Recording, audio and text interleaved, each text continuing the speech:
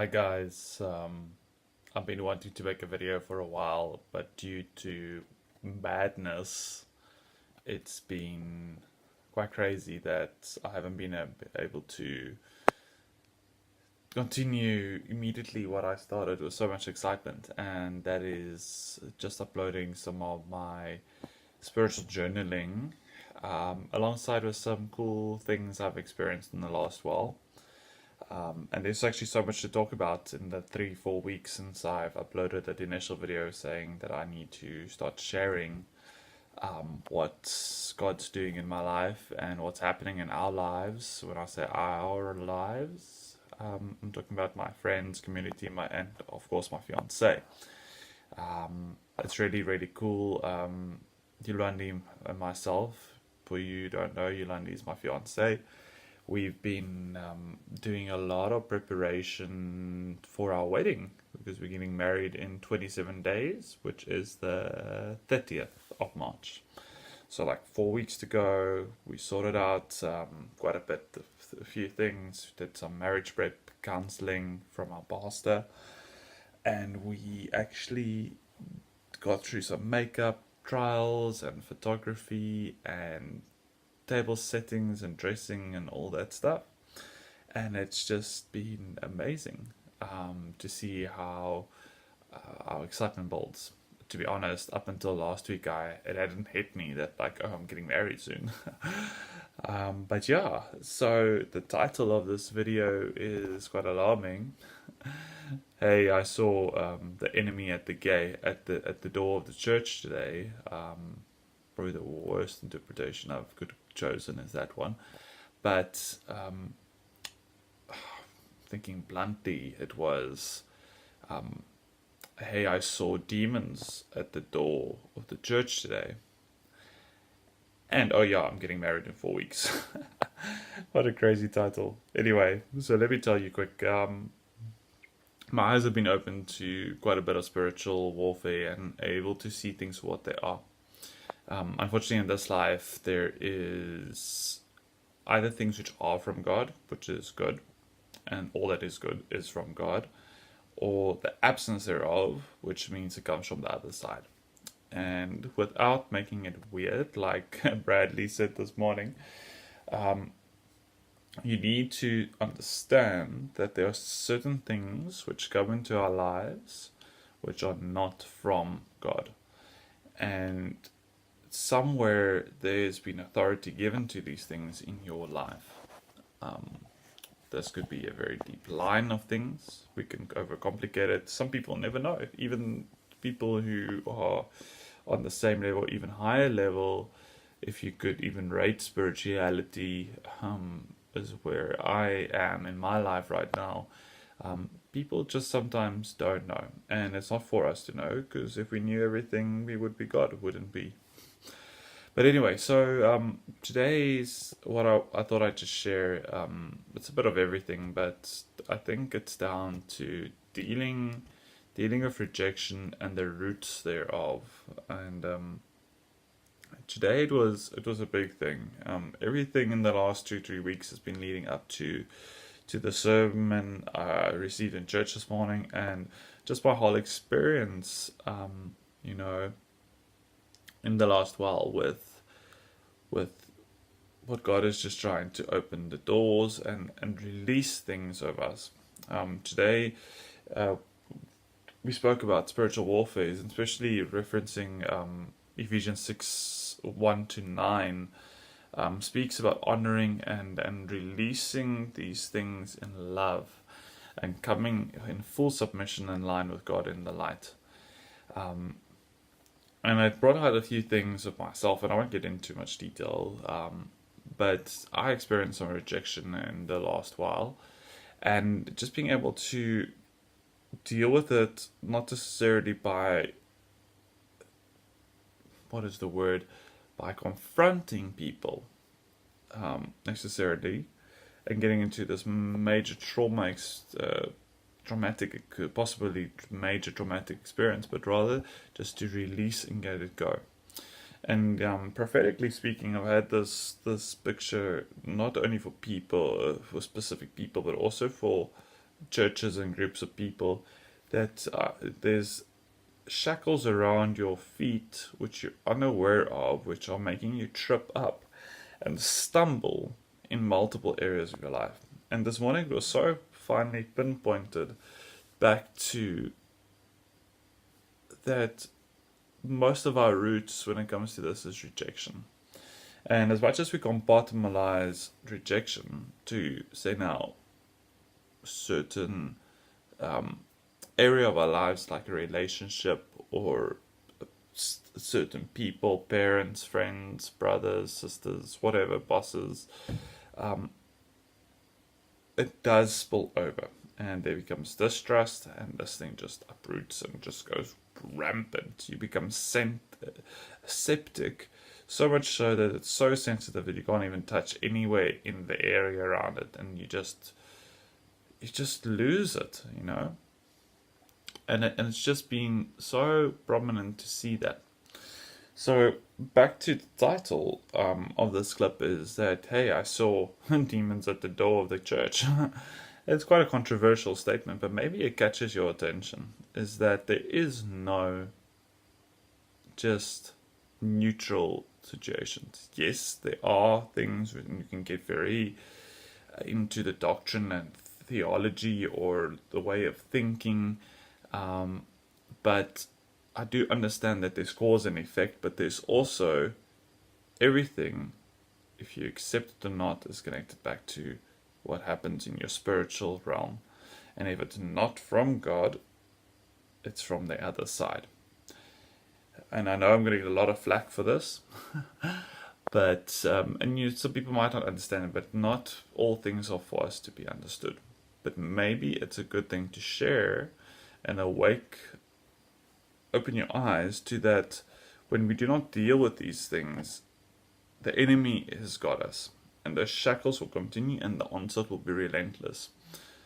And the picture I had this morning in our sermon was very much to do with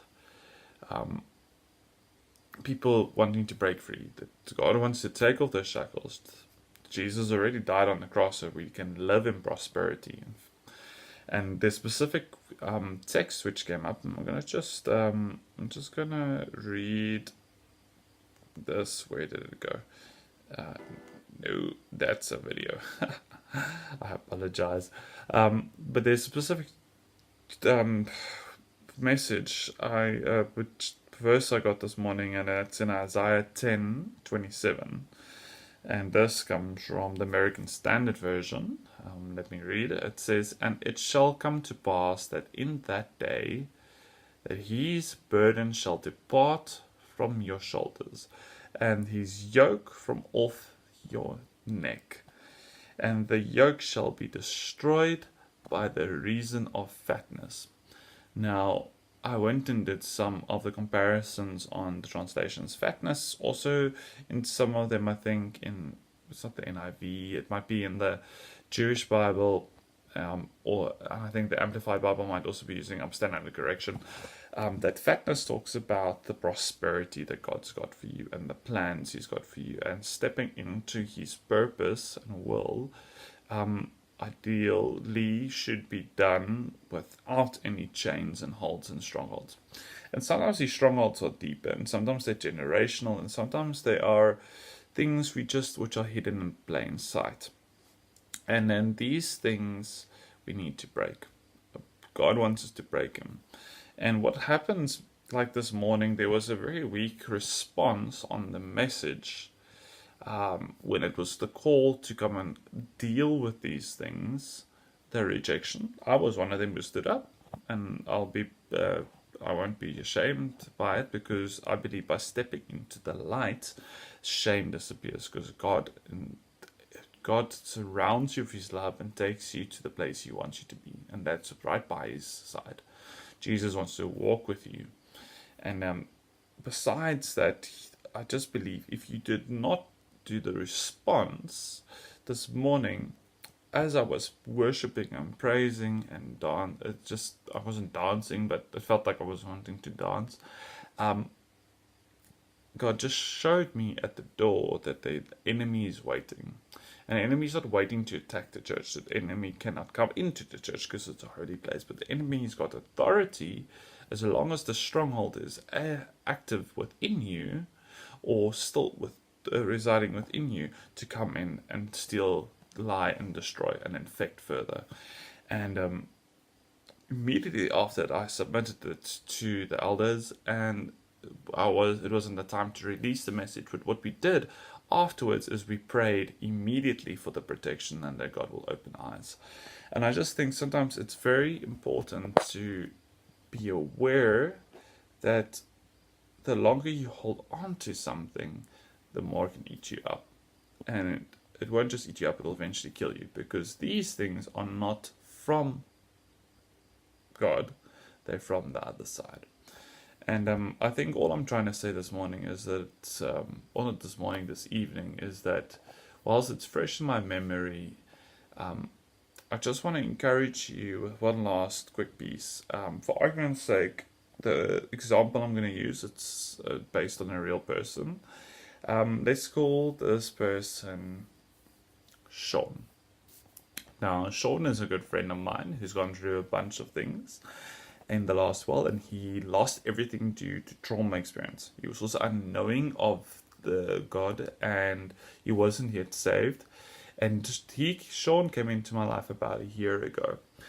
With this being said, when I met him, we were supposed to be doing some business. I didn't know on the journey that we went through, and in the time I came to know him, he lost everything due to trauma, alcoholism, bunch of other stuff we don't need to necessarily talk about. But in the last few months, there's been such a breakthrough in Sean's life. It has come to the point where he gave his life to Christ. He got baptized, but yet being on the straight and narrow and being obedient in his walk with God, there were still shackles and strongholds around him and in him. And I can promise you, we prayed with him and we broke these things and we chased the things away which were not from God. And I can tell you, this man has accelerated tenfold in his way of thinking. And I was telling people today, like 4 or 5 times, that Sean is if the word freedom could be embodied, that would be him. Sean. Take note, Sean is just if you're just hearing this now, just reminding you, Sean is not the real person. I have friends whose name is Sean, it's not you guys. I think you guys know it. But anyway, and what I want to say with that is that profoundly and prophetically, I saw that he's been walking on broken walkways, cracked tiles, and God wants to come in and give you marble slate floors. He wants to make it easy walking. He wants you to be able to climb on roller skates and just go flying. He wants to release us into more than just the average mundane. We are destined to be like him because we're created in God's image. But we're destined to fulfill a purpose, and that purpose is found in identity with Christ. And thirdly, I feel, and I just encourage you guys to grow closer to him so that he'll be able to reveal these things. Not everyone's meant to see things like I've said, and some people will and some people won't ever. And you can agree with me or disagree with me, that's not the point.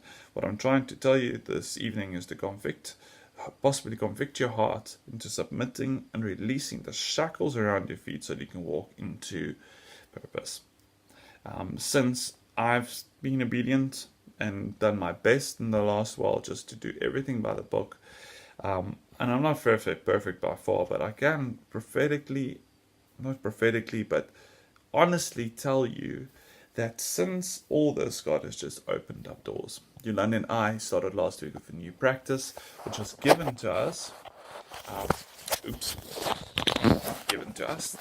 opportunity was given to us, and we're able to start a medical practice. We're able to be, as young as we are, in charge of a medical center in a luxury retirement estate. we've been given a house, which we'll move into once we're married.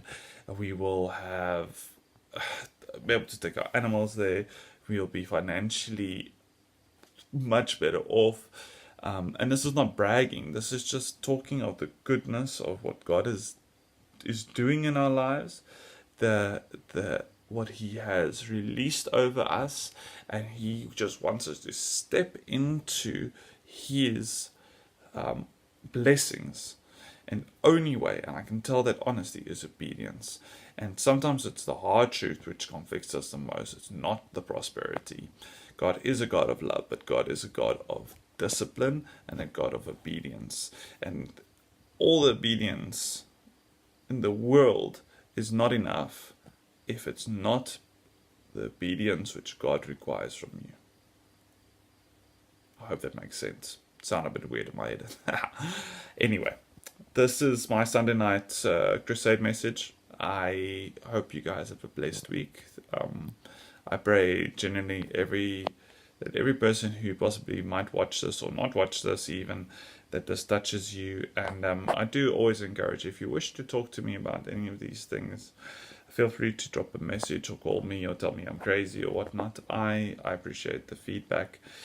This is not so much opinion, but I do feel that God has convicted myself enough to share His good news. And His good news is in the testimonies of our everyday lives. And today I'm just so inspired that I'm ready to be more involved in doing these video messages and in doing testifying to people who are not necessarily spiritual, even spiritual at all, of the great works of God. Because when God sets a holy fire alight in you, like He has done with myself, it just needs to run wild. Not run wild rampantly, recklessly, but run wild in fulfillment with God's plans and purposes in not only your own lives, but in His greater plan and scheme of things. And with that, I say good night. God bless and lots of love. Hear from you soon.